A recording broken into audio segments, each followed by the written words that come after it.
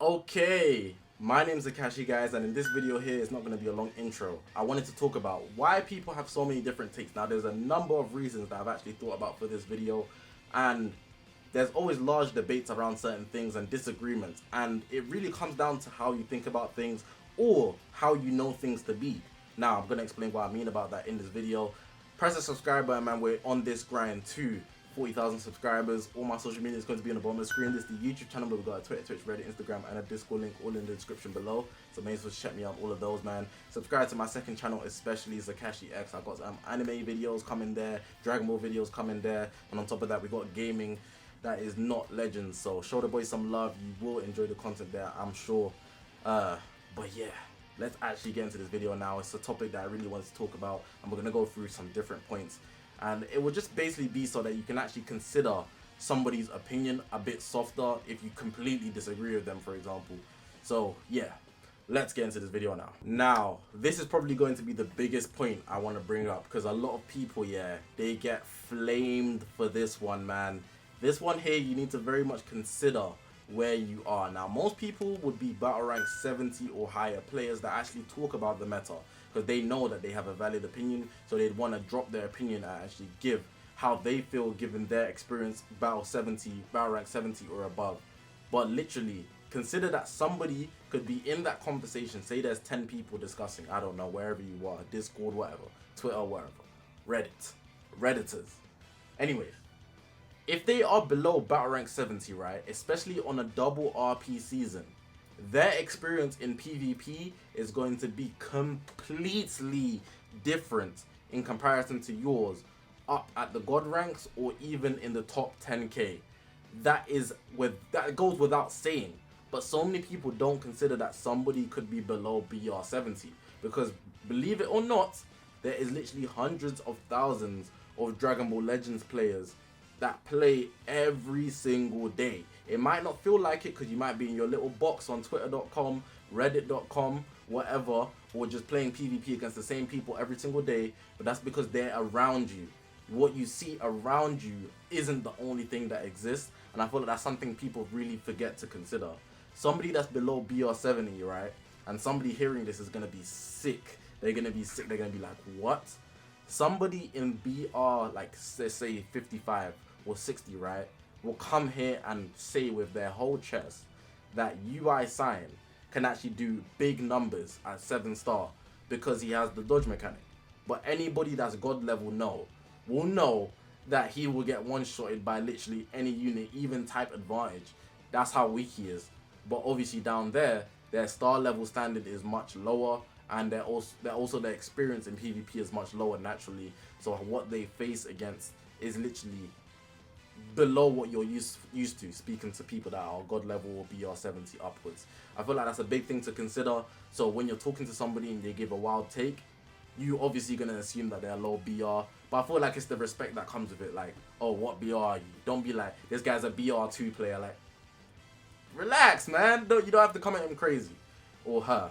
But yeah, that's the first thing I wanted to talk about. The BR thing is very much an important thing to consider. The next thing I want to talk about is personal values. Now, depending on how you see things, it's your perspective and how a battle should work, or the benefits in a battle. It would actually change how you would tier list something or scale something in accordance in the meta. So for example, let's take how I would view things. I view things as you win games with offenses. Defenses don't win you games. Defenses help you out a lot, but they don't win you games. So if your offenses are lacking, you're not going to be able to actually do a lot of damage. And because of that, I'd naturally always put support units, specifically support units, lower than anybody who's a ranged or melee type. Because at the end of the day, the support unit can only do what they do if there was a unit that could actually already do damage. And that unit that could already do damage could probably still do a lot of damage without that support unit.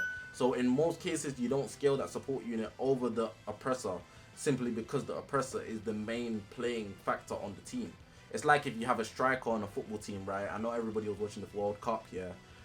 The guys behind, even though they are an integral part to the team, you won't score goals without the strikers. So at the end of the day, the strikers win you the game. They are a big, like, big factor to the team, if not the biggest. And everybody looks at the strikers. It's not, oh, the goalkeeper did wonders. Even though guys who really watch the sport know the goalkeeper is probably the second or first most important piece of your football team. The strikers are what is looked at, because they're the one that do the numbers. They're the one that score the goals. That's how I see melee and rage type units over support units. But because that's my mentality, somebody who thinks, but if I had a support unit and I add them on top of whatever I already had, because of that extra value, it would just overpower everything. So the support is really what makes it. It's kind of like how they say a woman really completes a man, in a sense. The man's the head of the household, not to make it like a Andrew Tate debate, but you get what I'm saying. It's really the support units that's really holding all the pieces together, so you might want to scale it above. But then the actual debate happens when you think about it in a sense of, alright, how much am I going to consider the support to put it over the oppressor, or how much am I going to value the oppressor over the support? And it's down to how you want to see things. So in that case, there'll be a lot of like interchangeables. Maybe one person might put this person over this person, but then the other person might do it the other way. But if there was a conversation about it, they might understand that because their mindset is different, there would be interchangeables. Just some food for thought. Don't think about it too heavily. Somebody's going to have a debate right now. Somebody's probably angry about me explaining it this way. But I feel like it's a good thing to note when you're watching somebody's tier list video, because people really have different viewpoints and perspectives about how they actually come to their conclusion. Now, this one here kind of ties in with the first point, but it could be generally down to experience. Now, I've got my thing set to limit break, right? So you can see at the top I've got a lot of 14-star characters, but you can see below I've got a lower star characters naturally because it's set by limit break. But the 14-star characters are mostly the most popular ones. So say if somebody said, I don't know, Sword of Hope Trunks can still do a lot of numbers and they've got them at 14 stars. My Sword of Hope Trunks is at 9 stars. So if I was to use Sword of Hope Trunks and I'm seeing completely different results, it's only natural because of the star level. But then I might debate in a sense of, oh, he's only X stars lower, it shouldn't make that much of a difference. But maybe the star level actually does make a difference.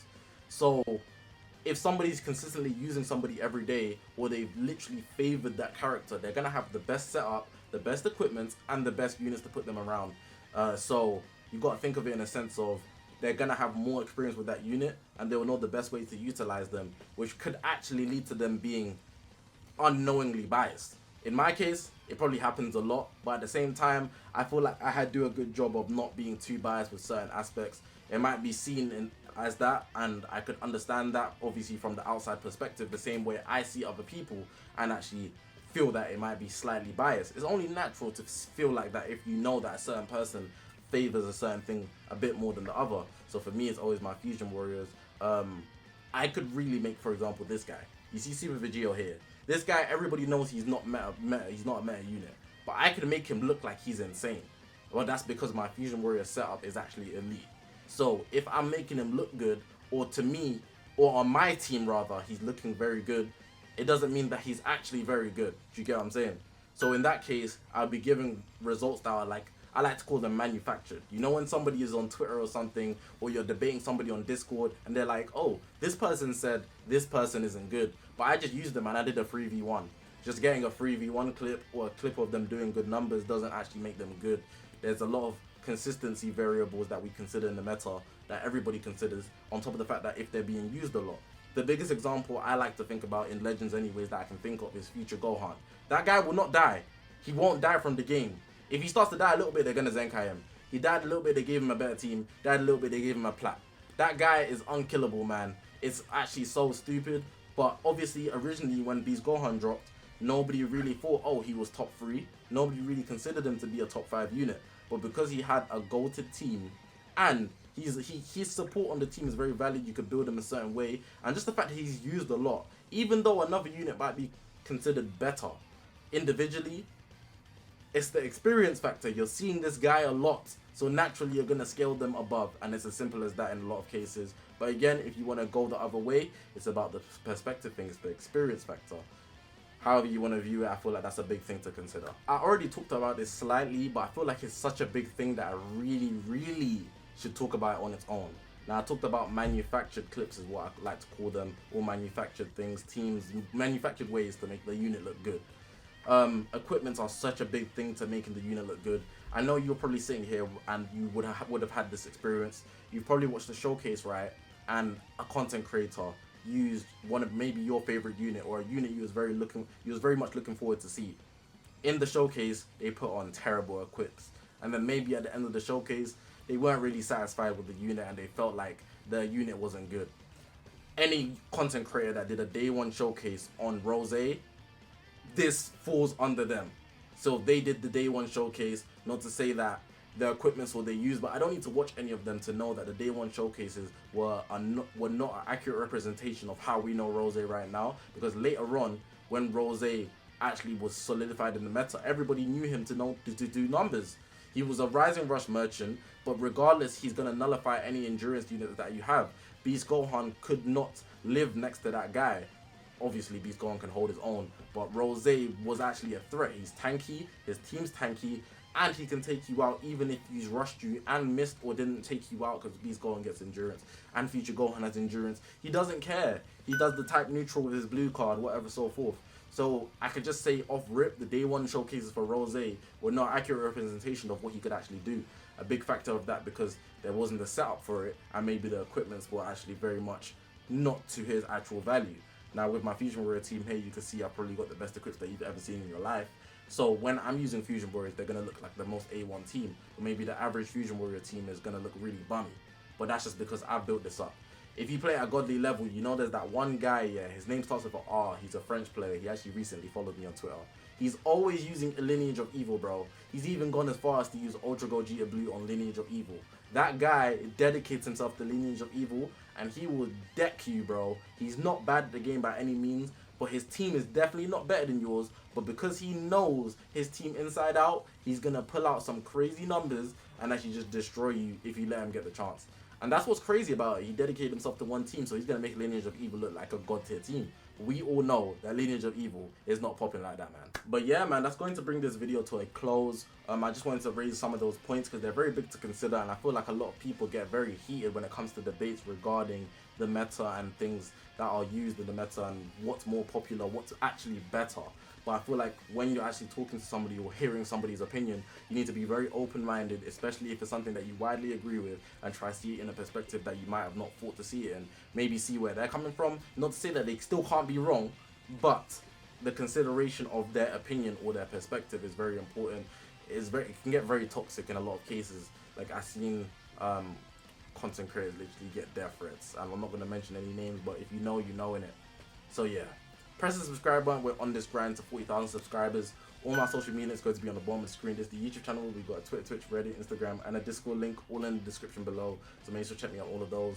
Told you guys, check me out on the second channel, man. So Zakashi X down below in the description below. Anime videos there, gaming videos there, Dragon Ball videos there. Tap in. It's going to be some content that you'll probably like. It's entertaining, man.